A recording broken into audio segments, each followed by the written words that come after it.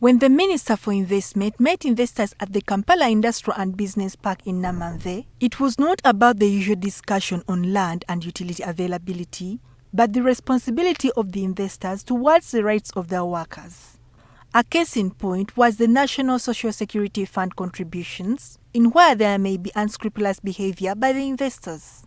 The other cases of non-compliance that we observe are companies that understate salaries of employees, including investors. Someone is being paid 5 million shillings per month, but for the purpose of both URA and NSSF, the investor declares a lower amount. Because then 10% of a lower amount, the investor is paying less money. But I'd like to tell you that your own workers become whistleblowers. People know their rights.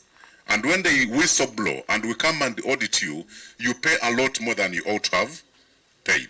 Led by President Museveni, government has resisted calls to establish a minimum wage to keep the cost of doing business low for the investors, but apparently that olive branch does not seem to be sufficient. We give them these tax incentives and non-tax incentives like land, free land to them, and tax exemption up to 10 years in exchange of jobs. And it just cannot be any job. It has to be at least some decent job. The NSSF threshold is 230,000, but they declare these people as casual workers.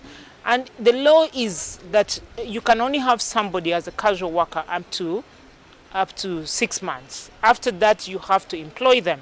So today has been soft power. We've talked to them in a very nice way, educated them, but then NSSF will have to come and go to all these factories individually if the people do not comply. One of the complaints by the National Social Security Fund is denial of access to the working premises by some of these investors. Will premises turn to real action this time? Betty Ndagire, NTV Business.